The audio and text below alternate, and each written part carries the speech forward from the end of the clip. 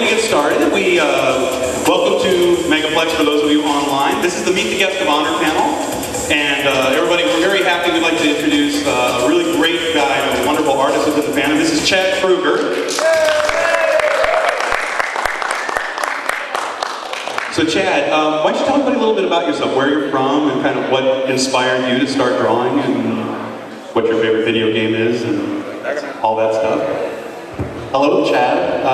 Great to be at Megaplex. I'm very happy to be here. A little bit about myself. All of this stuff started from just a deep passion to want to draw cartoon animals from being very young. I love Disney animation, Looney Tunes, and television, various Hanna-Barbera stuff. And loved it so much that I needed to draw it. It just had to be recreated, and the passion has grown into something a little more serious and more fun. High school was really when I started taking it to another level, and my teachers, of course, didn't agree. They thought, this isn't art. So I had to fight that and try to make it art and try to do something a little bit different with it than just some kind of something casual. I wanted to try to recreate something a little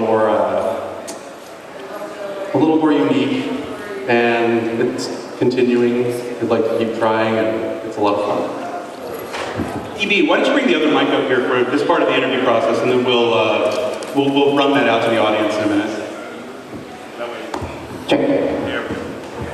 That might make things a little less awkward. So we actually have some pieces of yours. We have a little gallery up here of different things that you've drawn. These are actually part of my personal collection. I can't figure it out. KP is in quite a few of them. Why don't you tell us a little bit about the kinds of drawing that you've been doing lately? Because I think people can commission you for these things right now, can't they? Yes, they can. These pastels are in range usually from about 16 to 20 inches up to 24 by 36 inches, or even a triptych, which is something I like doing, the big 3-panel pieces, and they're about 6 feet wide. Anything from just portraits to scenes, environments, that kind of a thing. Now, this one over here, this is one I actually picked up at Anthrocon a few years ago. This one is called I Want to Be Like You. Wow, that was hot. I Want to Be Like You, where it's two characters that are dressed like each other. This one's not pastel, this is pencil. That's colored pencil, yeah. Okay. And so do you do anything else besides the oil pastels and the pencils? Yeah, actually they're chalk pastels too. A lot easier to work with than the oil pastels. That would be scary. But no, I do acrylic painting and watercolors, and I'm going to be working with more oils. Okay, and you mentioned the triptychs. For those that don't know what these are, I think they're fantastic. We featured one on the website. Why don't you tell people a little bit about what inspires the triptychs, what they are, and kind of the story behind them? The triptychs started as I'm a fan of urban arts and the size and murals, and realized I want to try to do this on paper. And it's something that is more geared towards furry arts and anthropomorphic characters. And so what inspired that also was the traditional Japanese ukiyo-e prints, and they've had triptychs as well. And you can put all the pieces together to make one complete piece. Sometimes you can separate them, but they all basically make one story, essentially. So really the inspiration for that was more, I want to make something just big. Is there one in particular that stands out, one that's your personal favorite?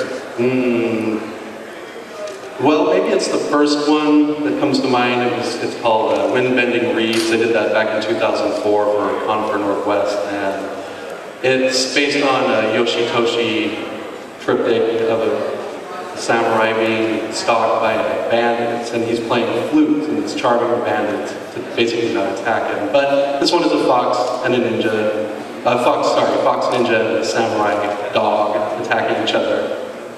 Now I know, not this past Anthrocon, but last year, there was a bit of a bidding war for one of your pieces. I think it was a bunch of foxes. This would have been last year's Anthrocon. Yeah, there was 5 foxes attacking one dog on a bridge, yeah. And from what I understand, our friends out, if they're watching right now, Hello Night Fox was the person who won that. He's part of the Euroforce crew. But from what I understand, he got a lot of people irritated because he said, I want that, no one else is going to get it. and he just kept writing it up until finally it was his. Did you have a specific story about that one? Because there was a lot of interest in that one. Well, there was a film called Red Clip that came out. It's a Chinese action film, and it's so epic and gorgeous. I thought, this would be fun to try to recreate some of that spirit of an overwhelming awe being played out, and actually, who knows what the ending will be, but clearly the dog character, the samurai, is sort of in control, knocking ninjas all over the place. But so it's more of a love of martial arts films. That kind of inspired. Do foxes make good ninjas? They seem to. Foxes are good ninjas. They're very good ninjas. Is there any other species that would make a better ninja? Maybe a cat. What about a duck? No. No, ducks are too noisy. Ducks don't make good ninjas? No, I don't. They might. Because everyone needs a ninja. That's true. Everyone. Maybe there are particular duck ninjas that work. Right. Now, for those of you that don't know, you're actually wearing a badge. He also does character badges. This is Camo. Why don't you tell them a little bit about Camo? Back about 3 years ago, I decided there's too many cartoon ducks that are underrepresented, and I thought, why don't I just try to make a cartoon duck character? And so, a love of board sports, surfing, and snowboarding, and that sort of thing sort of led to this character who's, I guess he's Japanese, Hawaiian, American, yeah. Japanese, Hawaiian. If anybody can come up with how you would say that in one thing, I'd like. Please. All right. So, but Camo, he does like a lot of surfing and skateboarding. Yeah. So he's a pretty young character. Right. Yep. Sort of a young spirit, athletic. It's sort of something I'd like. This aspiration. Right. So you see yourself in Camo? Yeah, a little bit. Yeah. I used to have a fox character, but he became kind of lazy and a slacker. So like I don't want to. He became a ninja. Yeah, very much. Stealthy now. He disappeared. So, what are some of the artists, the things that really inspire you right now? Where do you draw a lot of energy from? Actually, where I live in Montana, we have a lot of nature. It's all around. I live in it. We're pretty much the outcasts, and we have to keep nature at bay. Believe it or not, we have all sorts of animals in our yard. So I see a lot of inspiration in the nature that's around me, and that's why lately I've been doing a lot more environments. You might see that in some of my arts, that I'm starting to pull back from strictly character design to getting more refined backgrounds and things. Very cool. So for people that are seeing these and are really interested, saying, wow, this is something I really am interested in, what is the process for getting something? Because obviously these are not something you kind of just dreamt up. These are individual characters. Right. What's the process for getting something like this? Well, if it's from my own imagination, then I'll tend to either draw right on the paper that I'm going to work with, or I'll work with the character design. But if it's for a commission, then I'll just work off of personal preferences.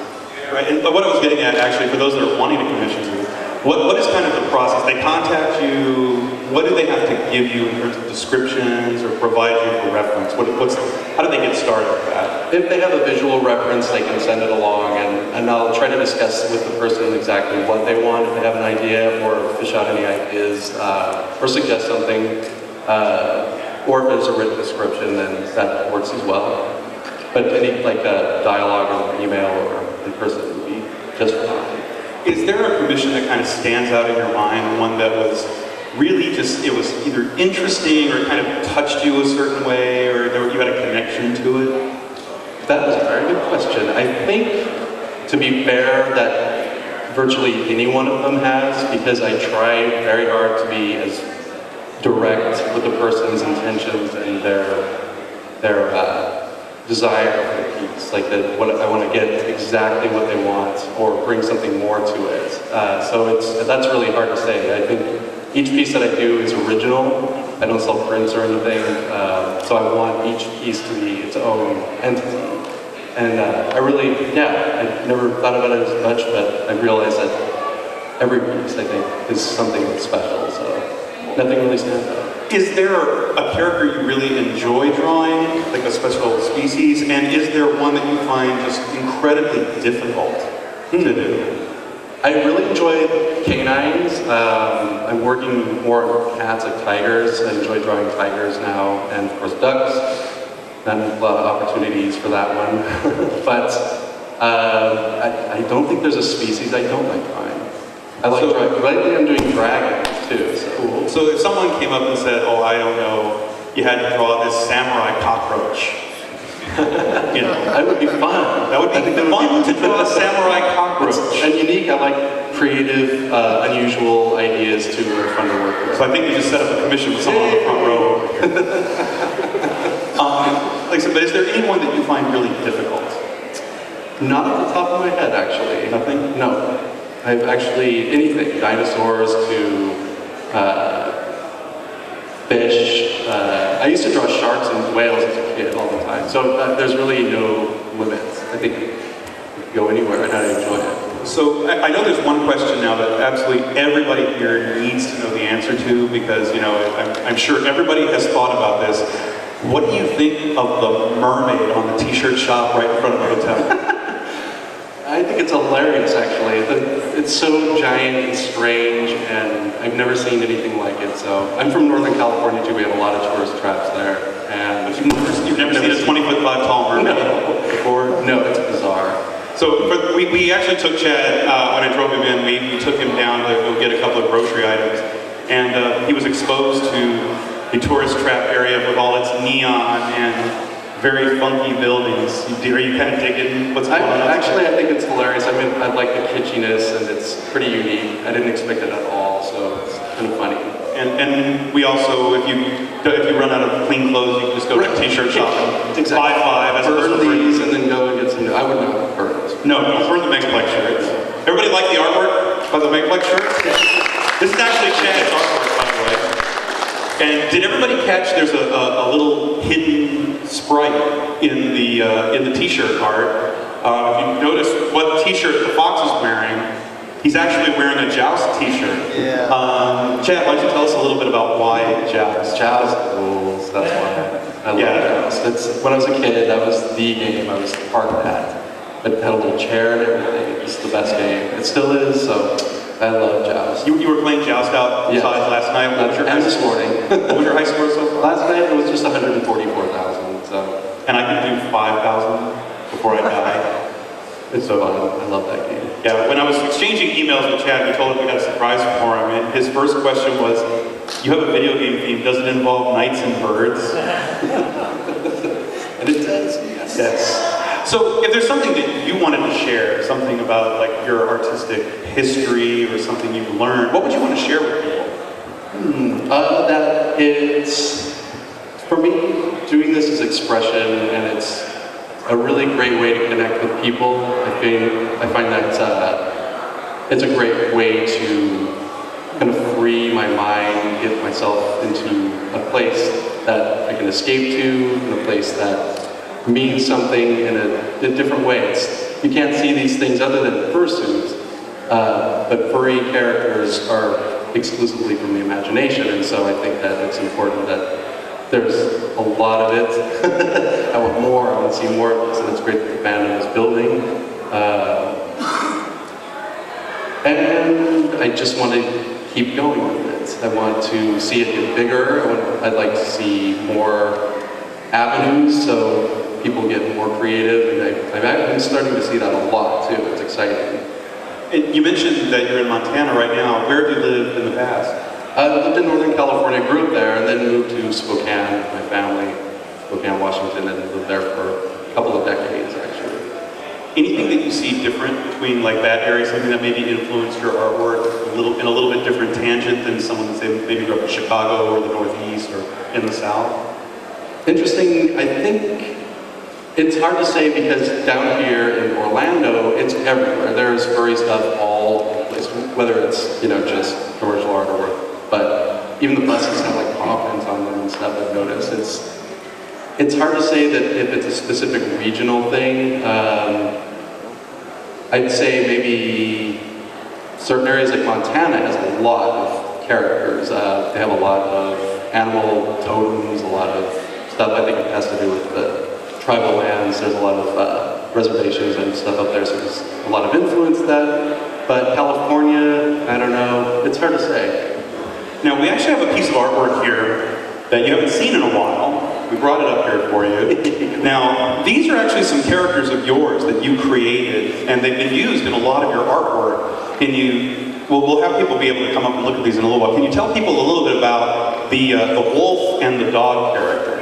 Sure, this is Howley and Barney, and they were both created from my love of the, if anybody's ever heard of this movie, North Shore. It was an 80s surf movie, and two of the terms are sort of derogatory terms against the mainlander surfer tourists were, or howlies, or howlay is a Hawaiian term for like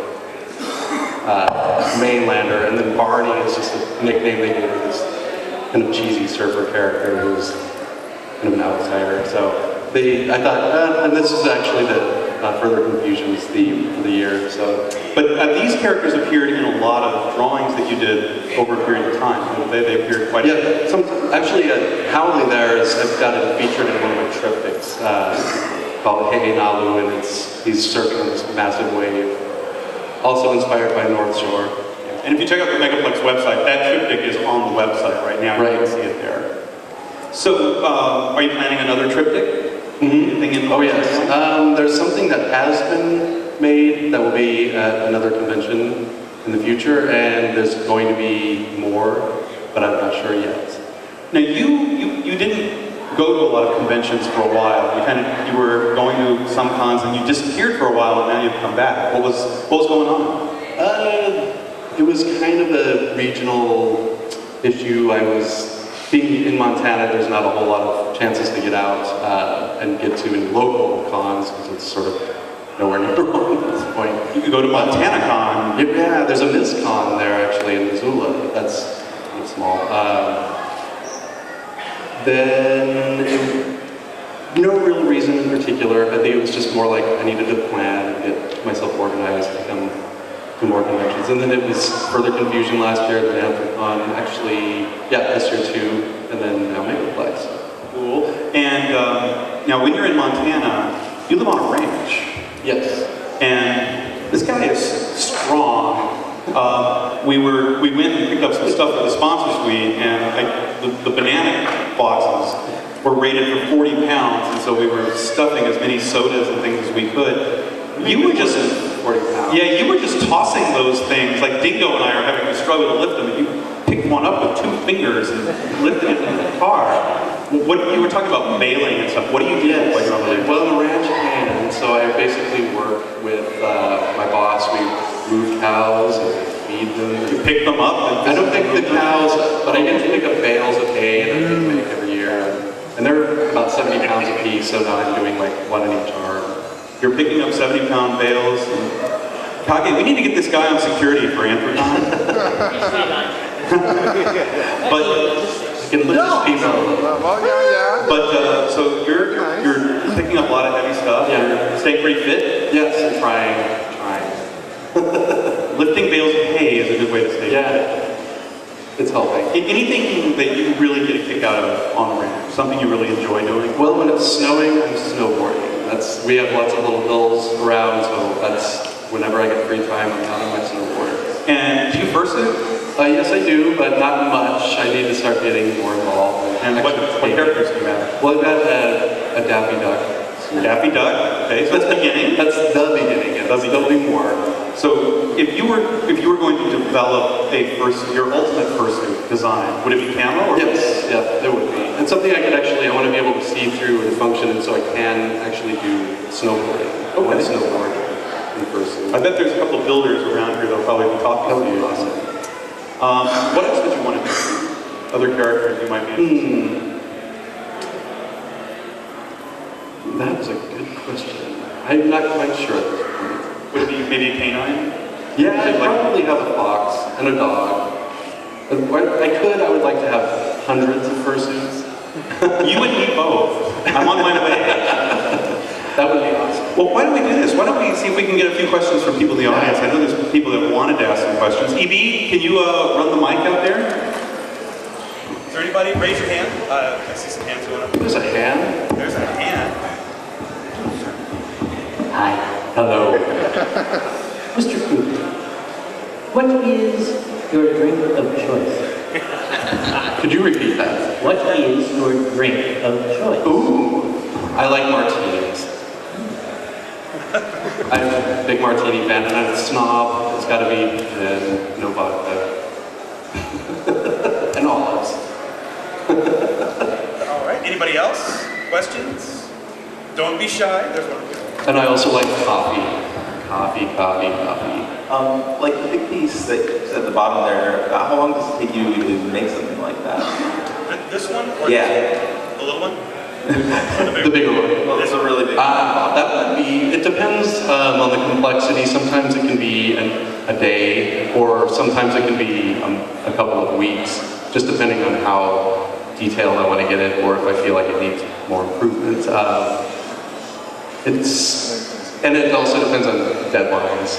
I'll try to rush through something if it needs to be, but sometimes it just depends on the inspiration or the time that I've got. And sometimes, yeah, I've made, the first trip I got made in a weekend, and others have taken like months to make, so it's kind of random. We have another question? Anywhere?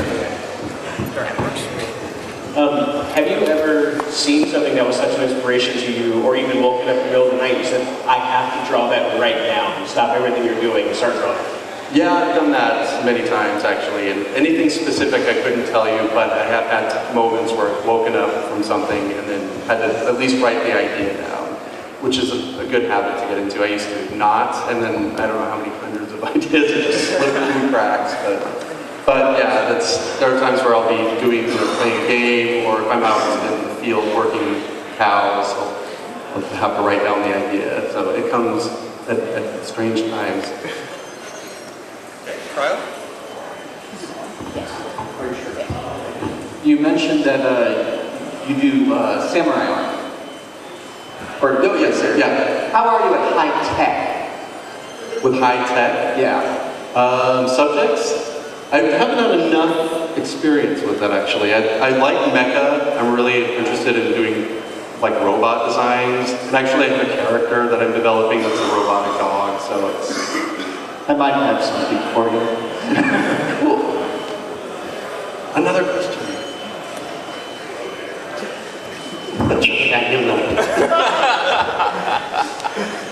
How did you discover furry fandom? When did I discover it? And how? That's a good question, because I was drawing back in '97. It would have been 1997. I was drawing some stuff with a friend, and she borrowed some paper, and then kind of, as she's going through the stack of blank papers, found a drawing in there, and it was a furry drawing, and so she was like, "Wow, this is really cool," and we talked a little bit about that, and it was like, "Oh, you know, I draw these cartoon animal guys and stuff," and so she showed her friend, who was into the internet and everything at the time, and he came back the next day with a stack this big of furry information. Like, whoa, what? There's like other people who are into this? Okay. And that really, like, literally changed everything. It changed my life. It was very, very cool. It was a good time. And it was right when Hale-Bopp was circling the planet, or whatever it was doing up there in space. So that was cool. I could associate a comet with the furry fandom. But I've been drawing these characters for years, since the 70s, since like Animal Olympics. That was like my first major inspiration. Another question? Anybody? Who is your favorite artist and why? I would have to say the ukiyo-e artist Yoshitoshi Tsukioka. He was a big contemporary in the mid-1800s to late 1800s, right around when basically the whole culture changed. And so he was part of the visual transition from traditional into more contemporary Western influenced work in Japan, and he did woodblock prints and stuff. So I find, and he did also illustrated ghost stories too, so that he has a lot of really cool kitsune pieces and tanuki pieces and weird like rat transformation pieces. So yeah, he's a fascinating artist, and I would have to say that he's probably the biggest influence in terms of like widely known international artists. Other than that, like Warhol, I'm really a big fan of the 60s and 50s pop movement.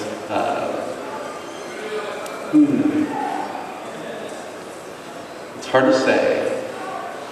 Anybody else? But those are the two, I think, biggest influences. Any other questions? That it? More questions? So now it's kind of story time. Hooray! For you. You get to tell stories. Okay. So, kind of what I'd kind of like to wonder, everybody knows what their first furry convention experience was. Everyone has their own unique take on it. What was yours?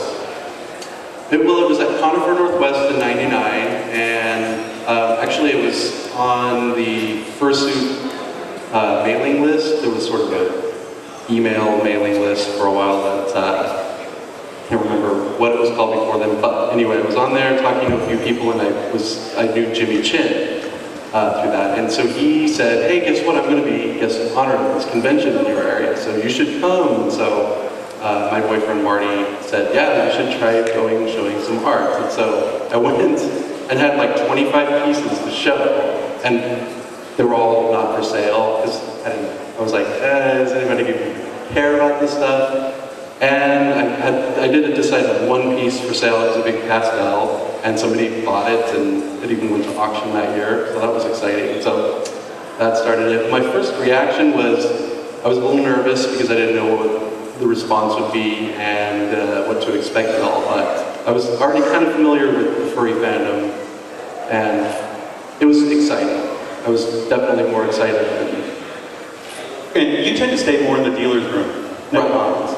So, is there any experience you had where you just wanted to slap somebody? They came up to you and they asked you either to do something weird or they were just being obnoxious. Is there one person you were just like, okay, you're clueless? This is the bad, like, being bad in the dealer's room story. It was more like a challenge, I would say. It's a very diplomatic way of putting it. It wasn't like a slappable kind of a challenge. It was more like, how am I going to do this?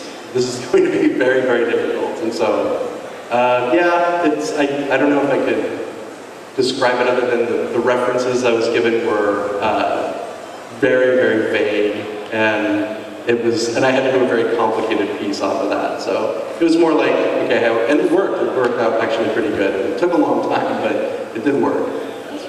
But nobody has ever been really obnoxious to you? No, not really. No, people have been very generous and accommodating and quite understanding. And So, knock wood, it's not going to happen. yeah, please. Thank you. What do you think is your most successful piece? The one that you kind of just hold up and you're like, I'm really, really proud of that. I would actually say it's the surfing piece, the triptych. Yeah, because it was difficult to try to get a moving sort of energy in a still piece, and that's kind of what I like about what I'm doing, is trying to capture a movement or capture some kind of a flow in a still shot. And so this surfing piece is actually kind of maybe the thing I'm most proud of at this point. Do you still have that piece? Yeah, I actually still have it. It's sitting in my home in storage for sale if anybody wants it. So it's for sale. It's for sale. If those want to buy his favorite piece, it's for sale. Yes, and it's also modeled. There's a big wave behind it that's based off of Hokusai's wave over Kanagawa. So there's a little bit of a cultural. You ever tried sculpture as a different medium? Yeah, a little bit, but I do plan. My ambition is to do marble sculpture. So I'd like to do cartoon marble busts. I want to see that. I want to see someone do a marble bust of a cartoon character. It would be fun. Would Campbell be the first? No, actually, I'm thinking about doing some of the more popular, like iconic cartoon characters, just to try out. Would they be like the whole Grecian look, or would they be just them themselves? Maybe a little of both. I love Michelangelo's style, and so I want to see what I could do between merging that and furry art. know, which one do you think would be, and this is again kind of your perception of them, which one would be like the biggest snob that you, in your mind, cartoon character you see is always having his nose up in the air. You're doing a marble bust, it has to be really prim and proper. That's a good question. It would veer between, Bugs Bunny, I think, would be a good one. He would be, he can pull it off as a good actor, so I think that would be. Is there a cartoon character you just absolutely hate? God. One that you see it on television and you're like, I'd rather watch the Weather Channel right now. Not really. I don't think there is one. So My Little Pony doesn't get on your nerves? I can't watch it more than a little bit. I tried, I swear to God I tried, and I couldn't even finish an episode. Not a brony. No, I'm not a brony. And half the audience is going, oh. I know, I'm so sorry. I respect bronies, but I'm not. So you say noni to the brony. Have you seen the posters that say noni to the brony? I'm gonna take a picture of one of those. So any other stories that you have that you think would be really interesting that people might find amusing, either from traveling or something that happened at a furry con that you really remember? Not necessarily from furry conventions. I'm too excited. Everything's so fun that the experiences are always good. There's some good natural stories. Like being out in Montana, we see some crazy stuff out there. And on my further affinity journals, I'll try to write a little bit about animal behavior that I've observed. And recently I saw a duck situation. There was a mother duck trying to distract me from her babies by flipping around in the water and acting like it was injured. And I thought that was pretty amusing and entertaining, actually. So she did distract me. I didn't want her chicks, her ducklings. We get coyotes, lots and lots of coyotes out in our place, and they do some weird stuff. One was stalking a mouse in front of my yard, so I get to sit in my living room and watch it leaping into the snow and doing its thing. But I don't really have any entertaining convention stories, I'm afraid. Other than they're super awesome, and I love coming to them. It's fun to travel around the country now. I hardly get out, and so this is pretty spectacular. This is actually the farthest I've been from home, so. Well, welcome. Thank you. We're happy you're here. Yep. Want to applaud? Welcome to So, getting to know you on a little bit of a personal level, what's your favorite kind of food? I would say homemade. Homemade? I like homemade. But internationally, I like Japanese, Italian, French, Mexican. Okay, we'll put all that together. Yeah. Make a stew for you. A homemade Japanese, Italian, American, Mexican. Yeah. Hibachi stew. And put some German in there. And German? Yeah. So we'll put sausage in it. Yeah, That'll be fine. let's do that. If you could go to any con in the world, you have the world showcase of cons, and you could go to any one, other than ones you've been to, so discounting Anthrocon, Megaplex, FC. If there's one that you kind of is your dream con, someplace you could go, where would you want to go? Well, I would want to go to Europe, France. I think that would be spectacular. I've never been to Europe, so that would be fun. And it would be great to try to get to Japan to see some of their conventions, especially the greater Tokyo ones. It would be outrageous, but... So Japan would be your number one place you want to visit? Yes, definitely. And you have a real affinity for Japan. Yeah. You really do. What's your favorite thing about Japanese culture? I would say the art and the aesthetics. I really enjoy their appreciation for nature and its sort of the mysticism of it. It's kind of a unique perspective that the environment sort of has its own spirit, as you will, and I don't know. That's more of a traditional thought, but there's some places in Japan I would love to visit and see just what inspired that and the architecture there, traditional architecture and gardening. The overall culture, I think, is fascinating.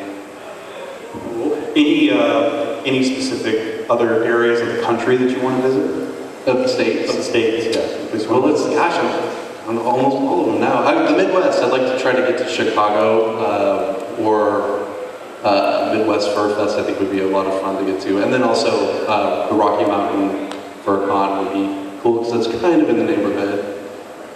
Have you done much traveling at all, like outside the States? No, Canada a few times. And Canada's not traveling, that's America light. but their loonie is so much stronger than the dollar right now. That's true. So we got to give them some credit. That's true. I love Canada. Do you like sake? Yes, I like sake. Warm or cold, but preferably warm. Preferably warm? Okay. But cold sake is good. It's okay, especially this time of year in this climate. Okay. Any other questions from the audience? We have a little bit of time. We have a few minutes left. If anybody has another question. Anything? So I see a fursuiter in the back. Hyla, why don't you come on up here real quick? Don't just wave. Come up here. Come up here real quick. So this is a fursuiter who's been here for a while. Come up here, Hyla. So right here for a second. So, from what I understand, oh, he wants to pet you. You're awesome. From what I understand, Hyla had a birthday recently. Ooh. Happy birthday. Happy birthday. Now sit over here. Right there. So, the reason why is because Hyla has never allowed us to sing happy birthday to him ever. So, if everybody, why don't you all join us? Let's sing happy birthday real quick. This was not part of the guest of honor interview. This was just an opportunity to embarrass this little polar bear. Everybody, 1, 2, 3. Happy birthday to you. Happy birthday to you. Your hands down. Happy birthday, dear Hyla. Happy birthday to you. There's hooray. I'm sorry. That's awesome. Could not resist the That is the first public singing I think I've done in like 20 years. We have karaoke happening tonight. Sweet. Oh, you will be tortured. Yes. So if folks want to commission you, you are open for commissions? Yes, open for commissions. I'm in the dealer's room and doing sketches and anything more complicated like these. Pastels, I can do at home, but I can set those up. Yep. We'll actually have all of these in the dealer's room so you guys can take a little bit of a closer look at them if you'd like to do that. Any other words you'd like to share with everybody? Well, I'm super excited to be here. I'm really, really happy to be in Florida and at Megaplex, and I think it's exciting to be in one of the more enlivened and remaining cartoon sort of environments in the world, actually. So we're happy you're here. It's exciting. All right, so everybody, if you'd like to stick around, Chad will be up here if you want to take a little chat with him. But everybody, welcome, and again, one big round of applause to Chad Krueger.